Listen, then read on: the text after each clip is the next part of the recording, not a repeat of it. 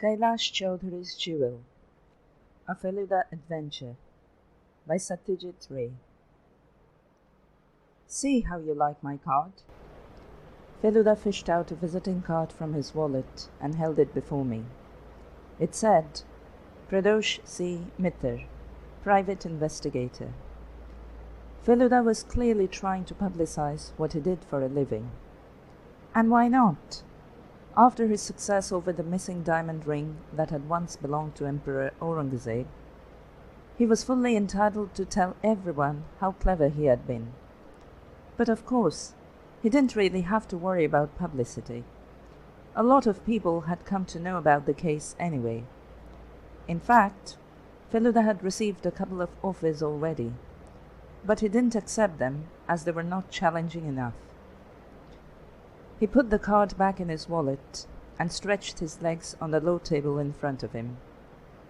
It looks like I shall get the chance to exercise my brain during this Christmas break, he said casually.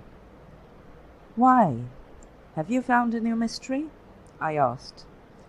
Feluda's words had made me quite excited, but I didn't show it. He took out a small box from a side pocket and helped himself to some supari from it. You appear greatly excited, he observed. What? How did he guess? Feluda explained, even before I could ask. Are you wondering how I knew? It isn't always possible to hide your feelings, you know, even if you try. Little things often give one away. When I made that remark about working during this Christmas break, you were about to yawn. My words made you close your mouth abruptly. If you were truly indifferent to what I said, you'd have finished your yawn in the usual way, without breaking it off. Once again, I was startled by his powers of observation. Without being able to observe and take in even the minutest detail, no one can claim to be a detective, Feluda had often said to me. Sherlock Holmes has shown us the way. All we need to do is follow him. You didn't tell me why you will need to exercise your brain, I reminded him. Have you heard of Kailash Chowdhury, of Shyampukur? No. There are so many famous people in our city. I cannot have heard of all of them. I'm only 15. Feluda lit a cigarette. His family owned a lot of land in Rajshahi. They were zamindars, but they also had property in Calcutta, so they moved here after partition. Kailash Chowdhury is a lawyer. He used to go on shikar, and in fact became quite well known as a shikari. He even wrote 2 books on the subject. Some time ago, an elephant went mad in the Jaldapara Reserve forest and began creating such havoc that Kailash Babu was called in to kill it. His name was mentioned in almost every paper. I see. What has all this to do with your brain? Is there a mystery regarding Kailash Chowdhury? Instead of giving me an answer, Feluda took out a letter from the front pocket of his jacket and passed it to me. Read it, he said. I unfolded the letter and read what it said. Dear Mr. Mitter, I decided to write to you after seeing your advertisement in the Amrita Bazar Patrika. I should be much obliged if you could come and meet me at the above address. I am sending this letter by express delivery. It should, therefore, reach you tomorrow. I shall expect you the day after, that is, on Saturday at 10 a.m. Yours sincerely, Kailash Chowdhury.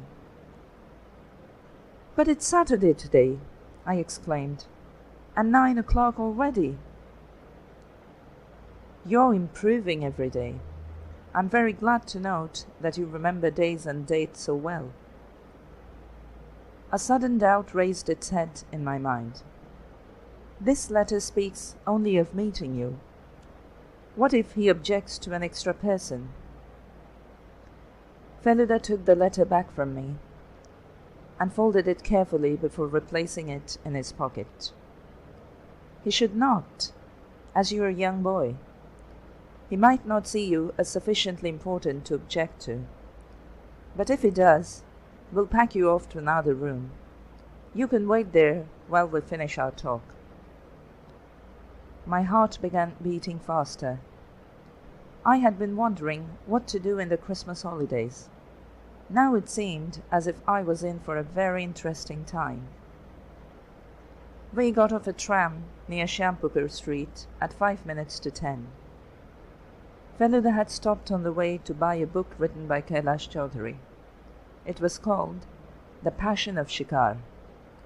He leafed through it in the tram and said, as we got down, "God knows why a brave man like him needs to see a private detective." Kailash Chowdhury's house, 51 Shampooker Street, turned out to be a huge old mansion. A long drive led to the main house. There were gardens on both sides, marble statues, and a fountain. We passed these and made our way to the front door. There were footsteps on the other side within 40 seconds of pressing the bell. One look at the man who opened the door told me it was not Kailash Chowdhury. No brave shikari could have such a mouse-like appearance. He was a man of medium height, rather plump, possibly no more than 30 years old. His eyes held a look of childlike innocence. In his hand was a magnifying glass. "Whom would you like to see?" he asked.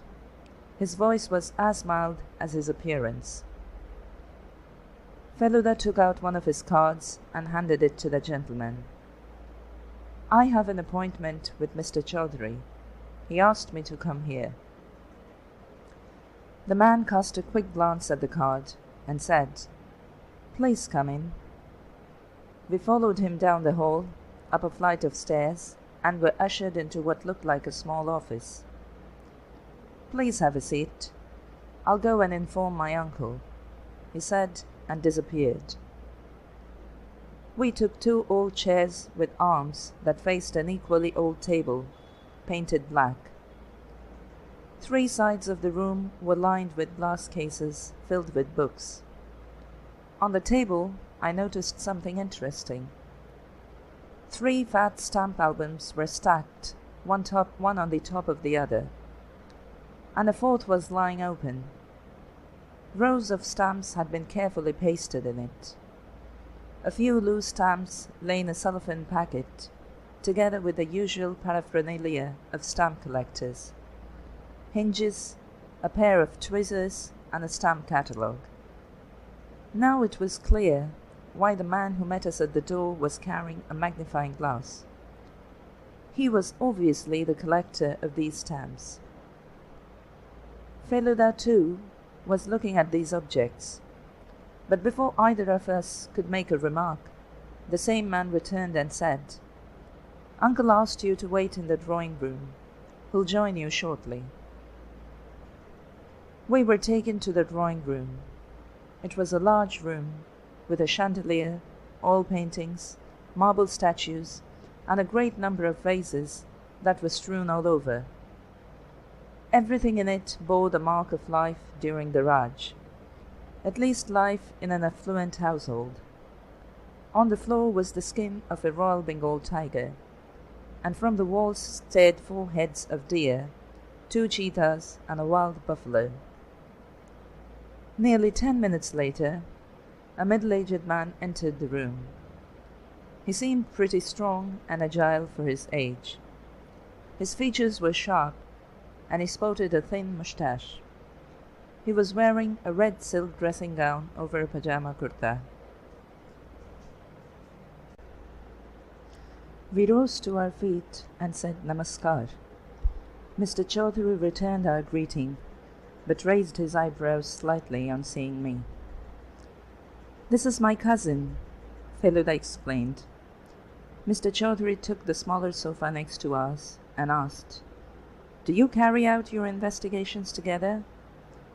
Feluda laughed. "No, not really, but the Peish happened to be involved in all the cases I have handled so far. He has never caused any trouble." "Very well.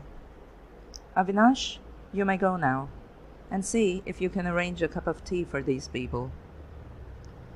The stamp collector was standing near the door. At these words, he disappeared inside.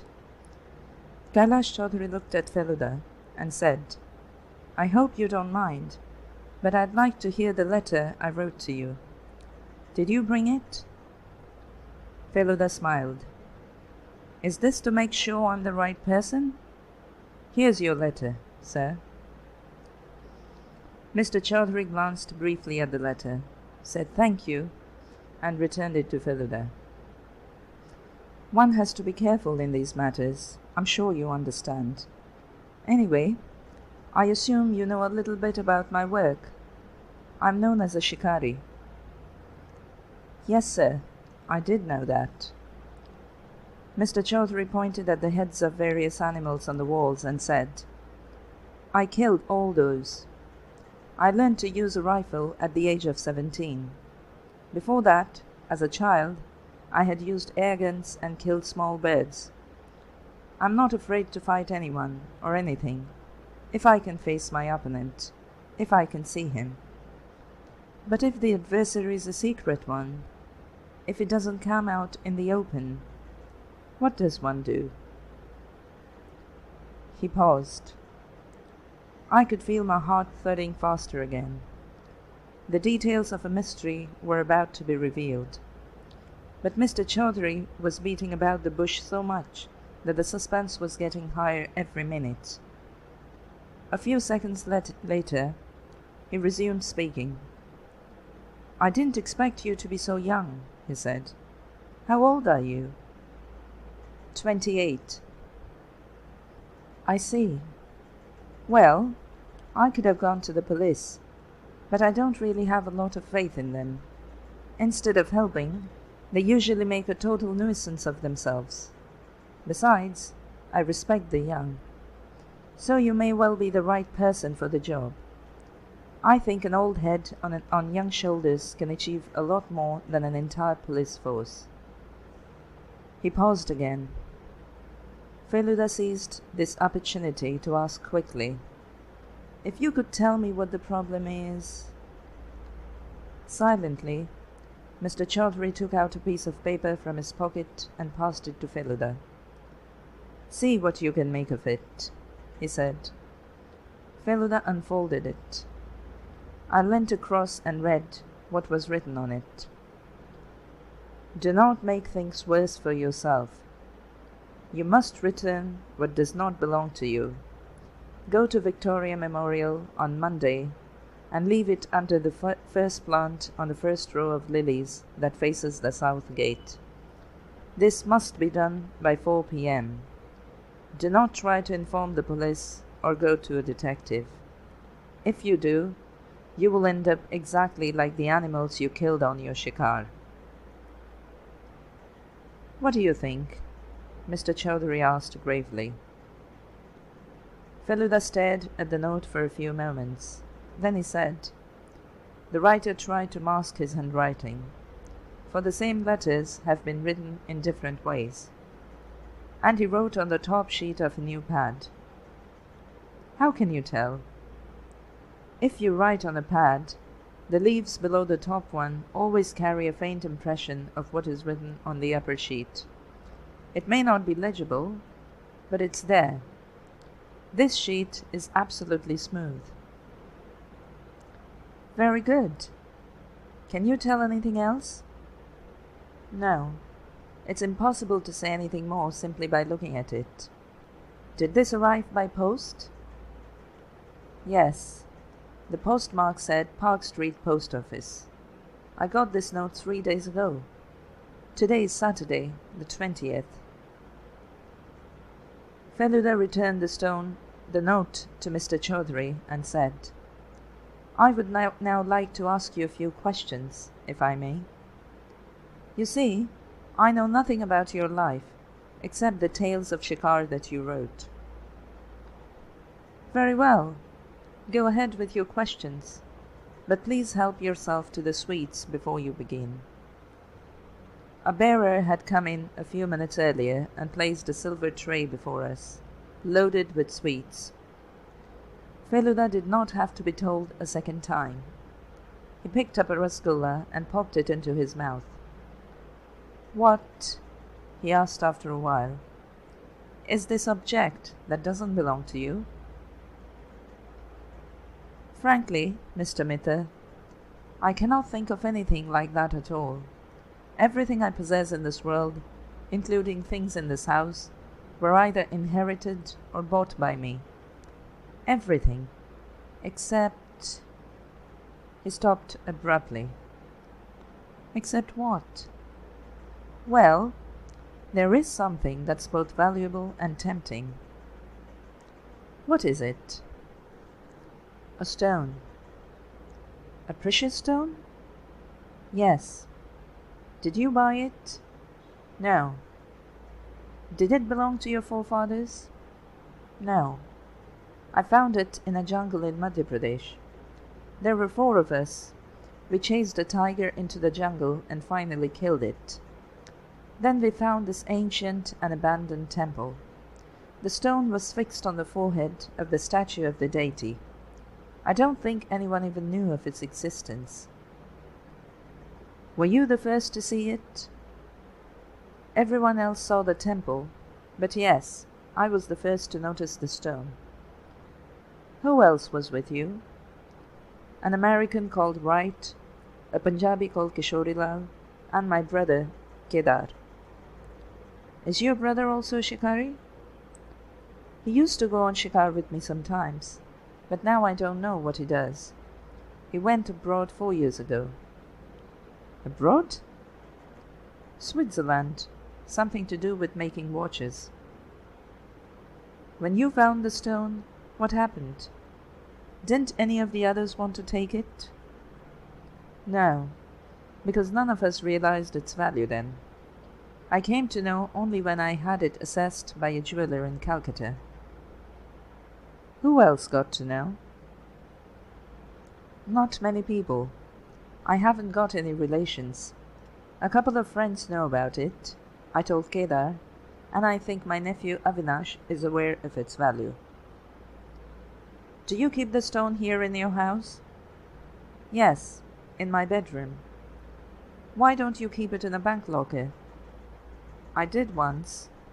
The very next day I was almost run over by a car." "Oh, I had a narrow escape, I can tell you." That made me think, if I was separated from the stone, it would bring me bad luck. Yes, I know it's superstition. Nevertheless, I brought it back from the bank. Feluda had finished eating. I could tell from the way he was frowning that he had started to think. He wiped his mouth, drank some water, and said, "Who else lives in this house?" "My nephew, Avinash, and 3 old servants. Then there's my father, but he's very old and almost totally senile. One of the servants spends all his time looking after him." "What does your nephew do?" "Nothing much, really. His passion is philately. He's talking of starting a shop to sell stamps." Feluda was quiet for a few moments, as if he was trying to come to a decision about something. Then he said slowly, "Would you like me to find out who wrote that note?" Mr. Chowdhury seemed to force a smile. "I'm getting old, Mr. Mither. I can do without anxiety and tension. And it isn't just that note. Last night this man rang me. I couldn't recognize his voice. He said if I didn't place that object at the specified time and place, he'd come into my house and cause me bodily harm. But even so, I'm not willing to part with that stone. Besides, this man cannot possibly have a legitimate claim on it. He's just hoping to frighten me by his threats. A crook like him ought to be punished. You must work out how." "There is only one thing that I can possibly do. I must go to Victoria Memorial on Monday and keep an eye on the lilies. This man has got to turn up. He may not come himself. That shouldn't matter. If we catch whoever comes hoping to collect the stone, it won't be difficult to find out who is really behind the scene. But the man might be dangerous.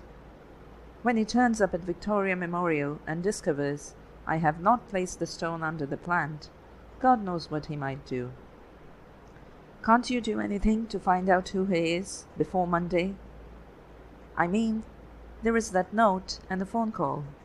Isn't that enough? Feluda got up and began pacing. Look, Mr. Chowdhury, he said, this man has said you'd get into trouble if you went to a private detective. Now, whether or not I take any action, you might be in trouble already. So really, you must decide whether you want me to go ahead. Mr. Chowdhury wiped his face with a handkerchief, although it was quite cold inside the room. You and this young cousin of yours, well, you don't appear to be investigators. This is an advantage. I mean, people may have heard your name, but how many know what you look like? No, I don't think there is much chance of you being recognized as the detective I've hired.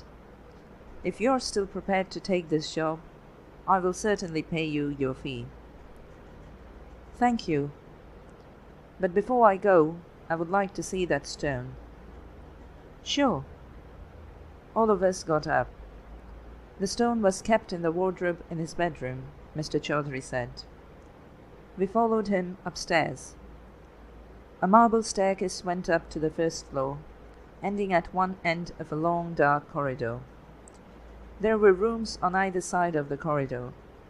I did not actually count them, but at a guess there were at least 10 rooms. Some of them were locked. There was no one in sight. The slightest noise sounded unnaturally loud in the eerie silence. I began to feel uneasy. Mr. Chowdhury's bedroom was the last one on the right. When we were more or less halfway down the corridor, I suddenly realized that the door to one of the rooms was ajar. Through a small gap, a very old man was peering out, craning his neck to look at us. His eyes were dimmed with age, but as we got closer, I was shocked to notice the expression in them. The old man was staring with murder in his eyes, but he said nothing. I now felt positively scared.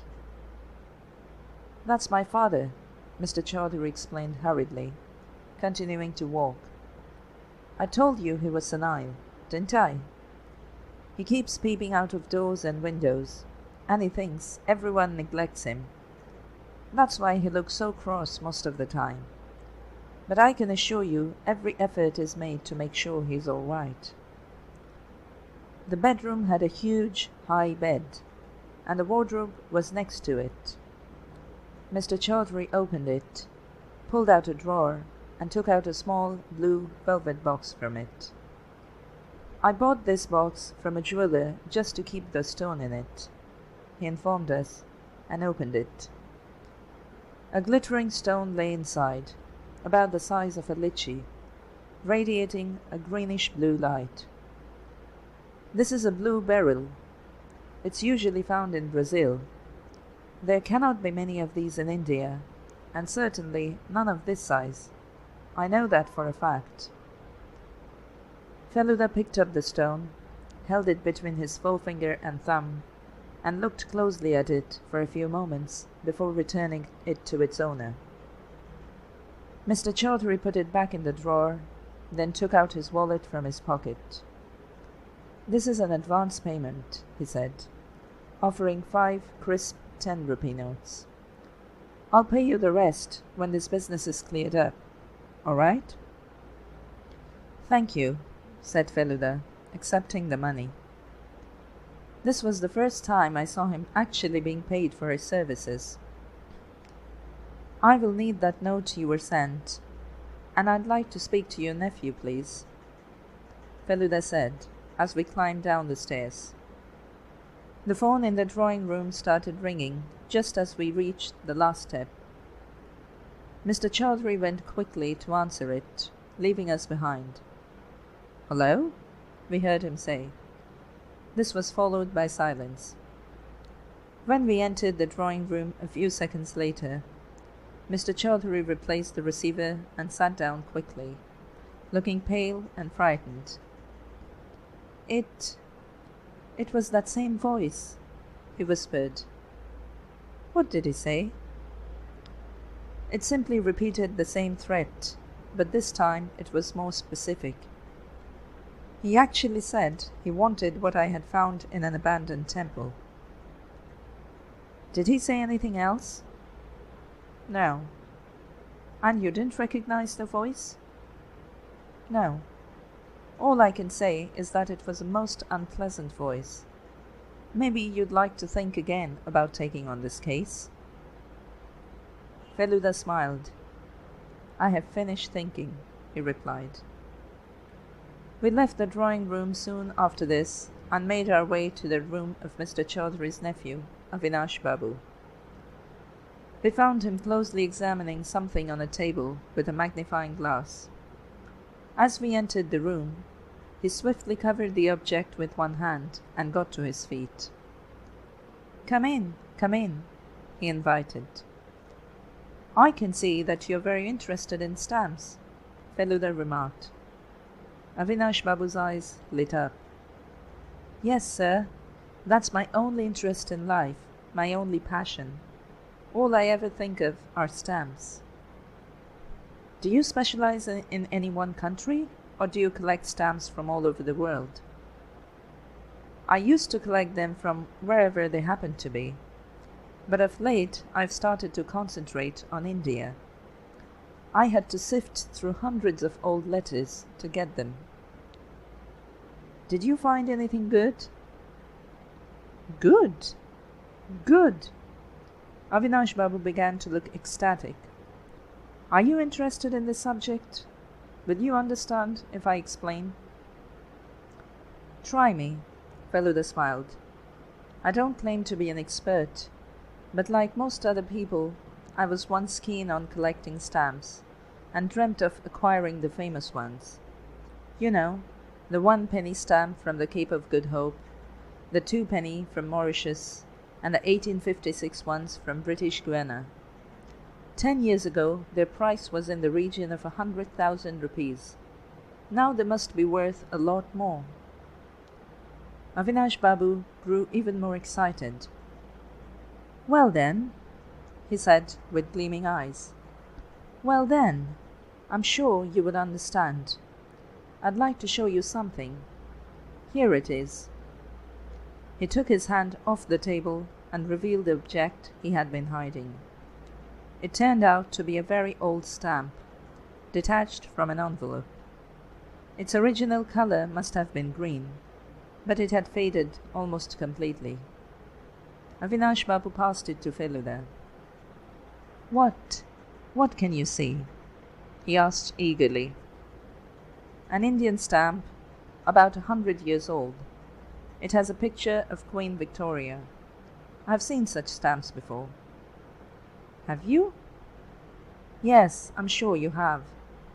Now then, take another look through this magnifying glass."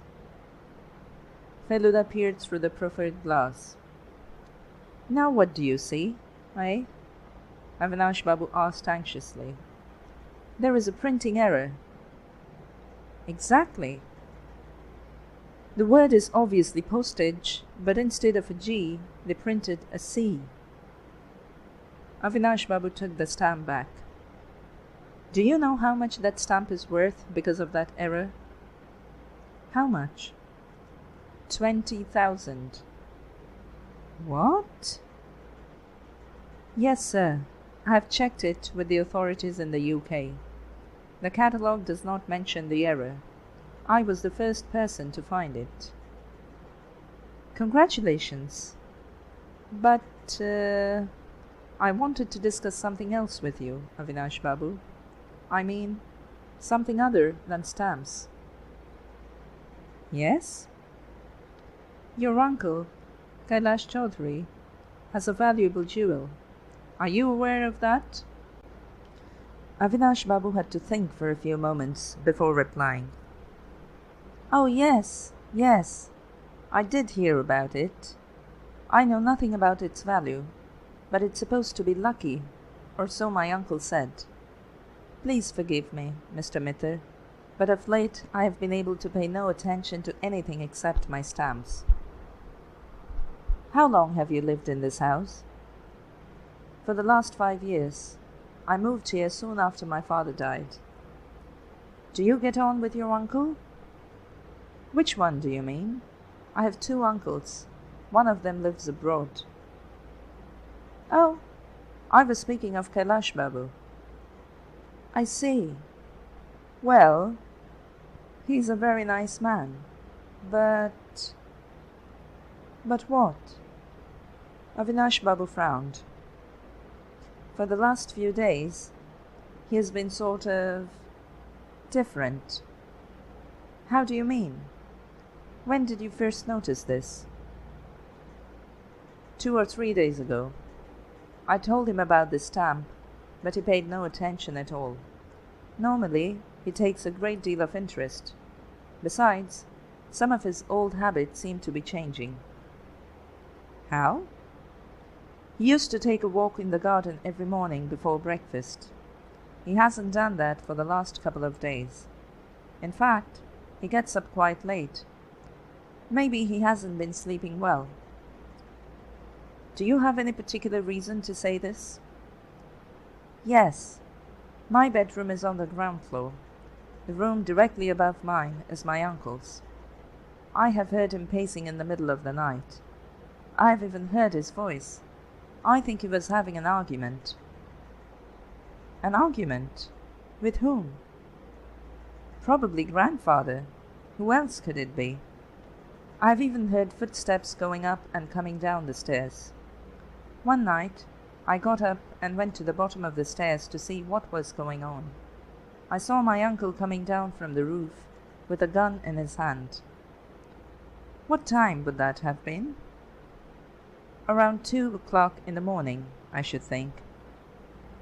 What's there on the roof? Nothing except a small attic. It was full of old papers and letters, but I took those away a month ago. Feluda rose. I could see he had no further questions to ask. Avinash Babu said, Why did you ask me all this?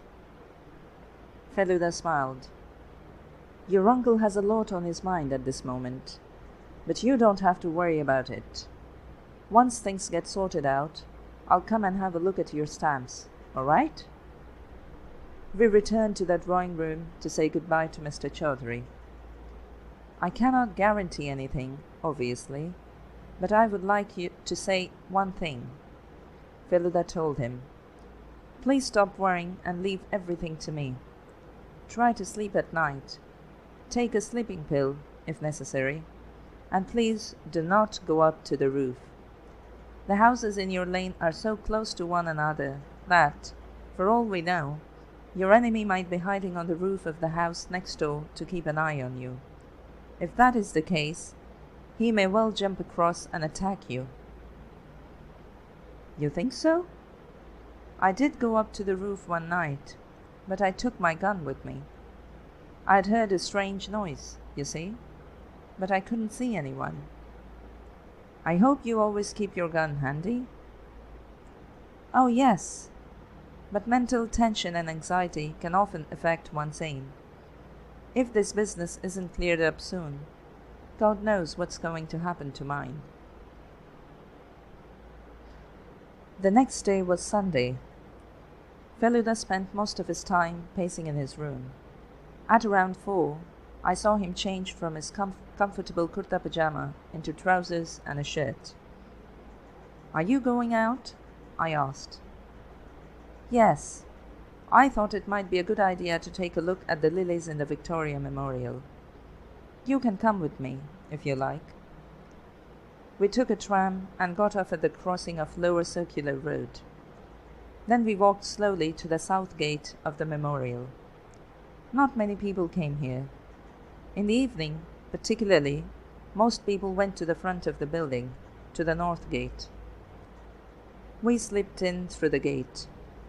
20 yards to the left, there stood rows of lilies.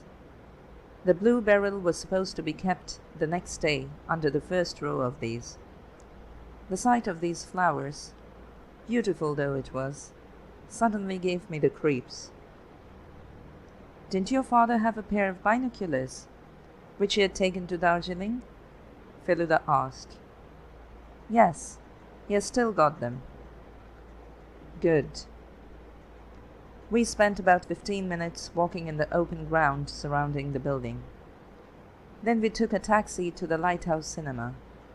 I got out with Feluda, feeling quite puzzled. Why did he suddenly want to see a film? But no, he was actually interested in a bookshop opposite the cinema. After leafing through a couple of other books, he picked up a fat stamp catalogue and began thumbing through its pages. I peered over his shoulder and whispered, "Are you suspecting Avinash Babu?" "Well, if he's so passionately fond of stamps, I'm sure he wouldn't mind laying his hands on some ready cash." "But remember that phone call that came when we were still at Mr. Chowdhury's? Avinash Babu could not have made it, surely?" "No, that was made by Akbar Badshah, or it may even have been Queen Victoria." This made me realize Feluda was no longer in the right mood to give straight answers to my questions, so I shut up. It was 8 o'clock by the time we got back home. Feluda took off his jacket and threw it on his bed. "Look up Kailash Chowdhury's telephone number in the directory while I have a quick shower," he said. I sat down with the directory in my lap, but the phone started ringing before I could turn a single page. Considerably startled, I picked it up. "Hello? Who's speaking?" What a strange voice! I'd certainly never heard it before. "Who would you like to speak to?" I asked. The answer came in the same harsh voice. "Why does a young boy like you go around with a detective? Don't you fear for your life?" I tried calling out to Feluda, but could not speak. My hands had started to tremble. Before I could replace the receiver, the man finished what he had to say. "I am warning you, both of you. Lay off, or the consequences will be unhappy." I sat still in my chair, quite unable to move. Feluda walked into the room a few minutes later and said, "Hey, what's the matter? Why are you sitting in that corner so quietly? Who rang just now?" I swallowed hard and told him what had happened. His face grew grave. Then he slapped my shoulder and said, "Don't worry. The police have been informed. A few men in plain clothes will be there. We must be at Victoria Memorial tomorrow." I didn't find it easy to sleep that night. It wasn't just the telephone call that kept me awake. I kept thinking of Mr. Chowdhury's house and all that I had seen in it. The staircase with the iron railing that went right up to the roof. The long dark veranda with the marble floor on the first floor. And old Mr. Chowdhury peering out of a half-open door. Why was he staring at his son like that? And why had Kailash Babu gone to the roof carrying his gun? What kind of noise had he heard? Feluda said only one thing before switching off his light. "Did you know, Topshe, that people who send anonymous notes and threaten others on the telephone are basically cowards?" It was perhaps because of this remark that I finally fell asleep.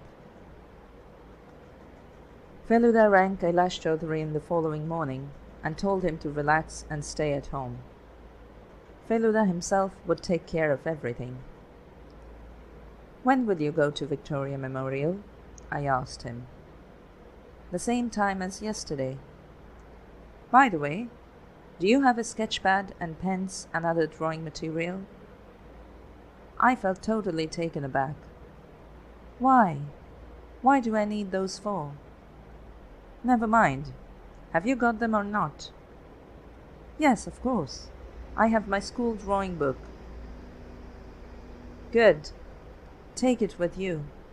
I'd want you to stand at a little distance from the lilies and draw something. The trees, the building, the flowers, anything. I shall be your drawing teacher. Feluda could draw very well. In fact, I knew he could draw a reasonable portrait of a man after seeing him only once. The role of a drawing teacher would suit him perfectly. Since the days were short in winter, we reached the Victoria Memorial a few minutes before 4 o'clock. There were even fewer people around today. 3 Nepali ayahs were roaming idly with their charges in perambulators. An Indian family, possibly Marwaris, and a couple of old men were strolling about. But there was no one else in sight. At some distance away from the gate, closer to the compound wall, stood 2 men under a tree. Feluda glanced at them and then nudged me quietly. That meant those 2 were his friends from the police. They were in plain clothes, but were probably armed. Feluda knew quite a lot of people in the police. I parked myself opposite the rows of lilies and began sketching. Although I could hardly concentrate on what I was doing, Feluda moved around with a pair of binoculars in his hands, occasionally grabbing my pad to make corrections and scolding me for making mistakes. Then he would move away again and peer through the binoculars. The sun was about to set. The clock in a church nearby struck 5. It would soon get cold. The Marwaris left in a big car. The ayahs, too, began to push their perambulators towards the gate. The traffic on Lower Circular Road had intensified. I could hear frequent horns from cars and buses, caught in the evening rush. Feluda returned to me and was about to sit down on the grass when something near the gate seemed to attract his attention. I followed his gaze quickly, but could see no one except a man wrapped in a brown shawl, who was standing by the door outside, quite a long way away from the gate.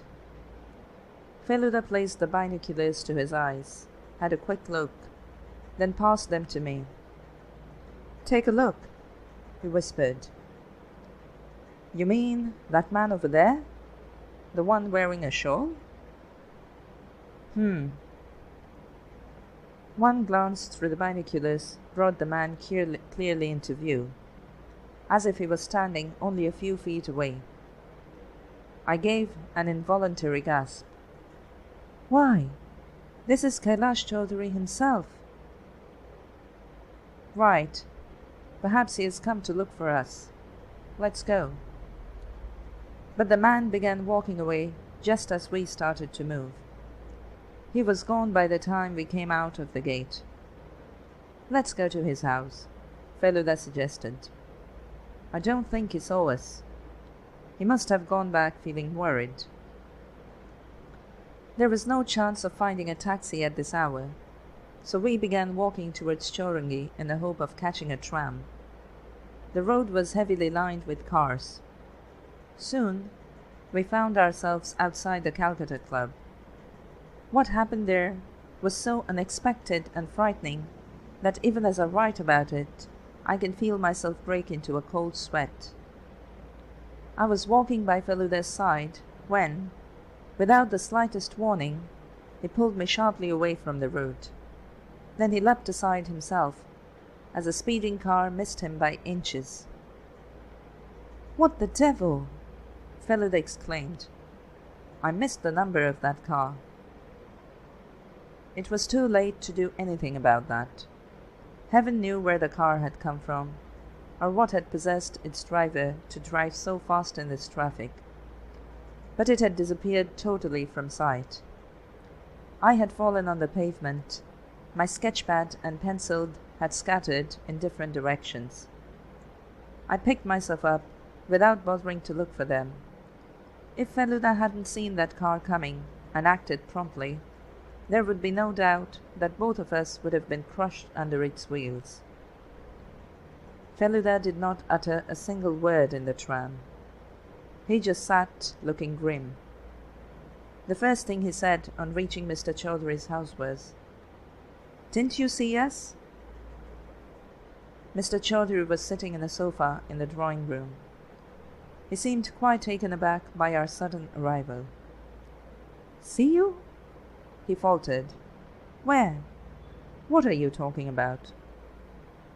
"You mean to say you didn't go to Victoria Memorial?" "Who? Me? Good heavens, no! I didn't leave the house at all. In fact, I spent all afternoon in my bedroom upstairs, feeling sick with worry. I've only just come down." "Well then, Mr. Chowdhury, do you have an identical twin?" Mr. Chowdhury's jaw fell open.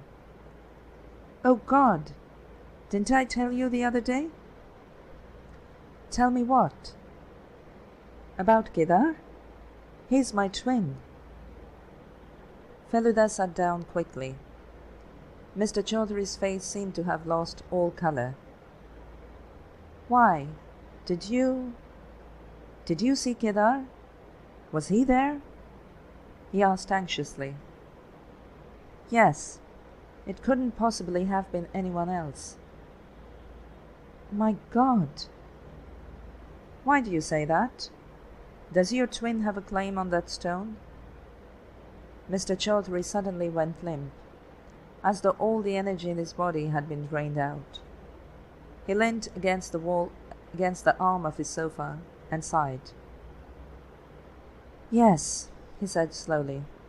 "Yes, he does. You see, it was Kedar who found the stone first. I saw the temple, but Kedar was the one who noticed the stone fixed on the statue." "What happened next?" "Well, I took it from him. I mean, I pestered and badgered him until he got fed up and gave it to me. In a way, it was the right thing to do, for Kedar would simply have sold it and wasted the money. When I learned just how valuable the stone was, I did not tell Kedar. To be honest, when he left the country, I felt quite relieved. But now, perhaps he has come back because he couldn't find work abroad. Maybe he wants to sell the stone and start a business of his own." Feluda was silent for a few moments. Then he said, "Do you have any idea what he might do next?" "No, but I do know this. He will come and meet me here. I've stopped going out of the house, and I did not keep the stone where I was told to. There is no other way left for him now. If he wants the stone, he has to come here." "Would you like me to stay here? I might be able to help." "No, thank you. That won't be necessary. I have now made up my mind, Mr. Mither. If Kedar wants the stone, he can have it. I will simply hand it over to him. It's simply a matter of waiting until he turns up. You have already done so much, putting your life at risk. I am most grateful to you. If you send me your bill, I will let you have a check." "Thank you. You're right about the risk. We nearly got run over by a car." I had realized a while ago that one of my elbows was rather badly grazed, but had been trying to keep it out of sight. As we rose to take our leave, Feluda's eyes fell on it. "Hey, you're hurt, aren't you?" he exclaimed. "Your elbow is bleeding. If you don't mind, Mr. Chowdhury, I think Tapesh should put some Dettol on the wound, or it might get septic. Do you—" "Yes, yes." Mr. Chowdhury got up quickly. You're quite right. The streets are filthy, aren't they? Wait, let me ask Avinash. We followed Mr. Chowdhury to Avinash Babu's room. Do we have any Dettol in the house, Avinash? Mr. Chowdhury asked. Avinash Babu gave him a startled glance. Why, I saw you bring a new bottle only a week ago, he said. Don't tell me it's finished already. Mr. Chowdhury gave an embarrassed laugh. Yes, of course. I totally forgot. I'm going mad. 5 minutes later, my elbow duly dabbed with Dettol, we came out of the house. Instead of going towards the main road where we might have caught a train to go home, Feluda began walking in the opposite direction. Before I could ask him anything, he said, My friend Ganapati lives nearby. He promised to get me a ticket for the test match. I'd like to see him. Ganapati Chatterjee's house turned out to be only 2 houses away. I had heard of him, but had never met him before. He opened the door when Feluda knocked. A rather plump man, wearing a pullover and trousers. Felu, what brings you here, my friend? Surely you can guess. Oh, I see. You didn't have come personally to remind me. I hadn't forgotten. I did promise, didn't I? Yes, I know. But that's not the only reason why I'm here. I believe there's a wonderful view of North Calcutta from your roof. I'd like to see it, if you don't mind. Someone I know in a film company told me to look around. They're making a film on Calcutta. Okay, no problem. That staircase over there goes right up to the roof. I'll see about getting us a cup of tea. The house had 4 stories. We got to the top and discovered that there was a very good view of Mr. Chowdhury's house on the right. The whole house, from the garden to the roof, was visible. A light was on in one of the rooms on the first floor, and a man was moving about in it. It was Kailash Chowdhury's father. I could also see the attic on the roof. At least, I could see its window. Its door was probably on the other side, hidden from view. Another light on the second floor was switched on. It was the light on the staircase. Feluda took out the binoculars again and placed them before his eyes. A man was climbing the stairs. Who was it? Kailash Chowdhury. I could recognize his red silk dressing gown even from this distance. He disappeared from view for a few seconds, then suddenly appeared on the roof of his house. Feluda and I ducked promptly and hid behind the wall that surrounded Ganapati Chatterjee's roof, peering cautiously over its edge. Mr. Chowdhury glanced around a couple of times, then went to the other side of the attic, presumably to go into it through the door we could not see. A second later, the light in the attic came on. Mr. Chowdhury was now standing near its window with his back to us. My heart began beating faster. Mr. Chowdhury stood still for a few moments, then bent down, possibly sitting on the ground. A little later, he stood up, switched the light off, and went down the stairs once more. Feluda put the binoculars away and said only one thing. Fishy. Very fishy. He didn't speak to me on our way back. When he gets into one of these moods, I don't like to disturb him. Normally, if he's agitated about something, he starts pacing in his room.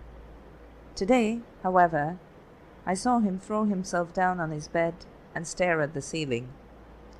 At 9:30, he got up and started to scribble in his blue notebook. I knew he was writing in English, using Greek letters, so there was no way I could read and understand what he had written. The only thing that was obvious was that he was still working on Mr. Chowdhury's case, although his client had dispensed with his services. I lay awake for a long time, which was probably why I didn't wake the following morning until Feluda shook me. Topshe, get up quickly. We must go to Shamapukur at once. Why? I sat up. I rang the house, but no one answered. Something is obviously wrong. In 10 minutes, we were in a taxi, speeding up to Shamapukur Street. Feluda refused to tell me anything more, except, what a cunning man he is. If only I had guessed it a little sooner, this would not have happened. When we reached Mr. Chowdhury's house, Feluda saw that the front door was open and walked right in, without bothering to ring the bell. We crossed the landing and arrived at Avinash Babu's room. The sight that met my eyes made me gasp in horrified amazement. A chair lay overturned before a table, and next to it lay Avinash Babu. His hands were tied behind his back. A large handkerchief covered his mouth. Feluda bent over him quickly and untied him. Oh! Oh! Thank God! Thank you! He exclaimed, breathing heavily. Who did this to you? Who do you think? He sat up, still panting. My uncle, Kailash Mama, did this. I told you he was going crazy, didn't I? I got up quite early this morning and decided to get some work done. It was still dark outside, so I switched the light on. My uncle walked in soon after that. The first thing he did was switch the light off. Then he struck my head, and I fell immediately. Everything went dark. I regained consciousness a few minutes before you arrived, but could neither move nor speak. Oh God! He winced. And Kailash Babu? Where is he? Feluda shouted. No idea. Feluda turned and leapt out of the room. I followed a second later. There was no one in the drawing room. We lost no time in going upstairs, taking 3 steps at a time. Kailash Chowdhury's bedroom was empty, although the bed looked as though it had been slept in. The wardrobe had been left open. Feluda pulled a drawer out and found the small blue velvet box. When he opened it, I was somewhat surprised to see that the blue barrel was still in it, quite intact. By this time, Avinash Babu had arrived at the door, still looking pathetic. Who has the key to the attic? Feluda demanded. He seemed taken aback by the question. That's with my uncle, he stammered. Okay, let's go up there, Feluda announced, grabbing Avinash Babu by his shoulders and dragging him up to the dark staircase. We reached the roof, only to find that the attic was locked. A padlock hung at the door. Anyone else would have been daunted by the sight, but Feluda stepped back, then ran forward and struck the door with his shoulder, using all his strength. On his third attempt, the door gave in noisily. A few old rusted nails also came off the wall. Even I was surprised by Feluda's physical strength. The room inside was dark. We stepped in cautiously. A few seconds later, when my eyes got used to the dark, I noticed another figure lying in one corner, bound and gagged exactly like Avinash Babu. Who was this? Kailash Chowdhury? Or was it Kedar? Without a word, Feluda released him from his bondage and then carried him down to the bedroom. The man spoke only when he had been placed comfortably in his bed. Are you he asked feebly, staring at Feluda. Yes, sir. I am Pradosh Mitra, the detective. I suppose it was you who had written me that letter, but of course I never got the chance to meet you. Avinash Babu, could you get him some warm milk, please? I stared at the man in amazement. So this was the real Kailash Chowdhury. He propped himself up on a pillow and said, I was physically strong, so I managed to survive somehow. Otherwise, in these 4 days... Feluda interrupted him. Shh, shh. You mustn't strain yourself. No, but I have to tell you a few things, or you'll never get the whole picture. There was no way I could meet you personally, you see, for he captured me the day I wrote to you. He dropped something in my tea, which made me virtually unconscious. He could never have overpowered me in any other way. And he began to pass himself off as Kailash Chowdhury from that day? Kailash Babu nodded his head softly. It is my own fault, Mr. Mitter. I cannot blame anyone else. Our entire family suffers from one big weakness. We are all given to exaggerating the simplest things and telling tall stories for no reason at all. I had bought that stone in Jabalpur for 50 rupees. I have no idea what possessed me to tell Kedar a strange story about a temple in a jungle and a statue with that stone fixed on its forehead. He swallowed the whole thing and began to eye that stone from that day. He envied me for many reasons. Perhaps he could not see why I should be so lucky, so successful in life, when he appeared to fail in everything he did. After all, we were identical twins.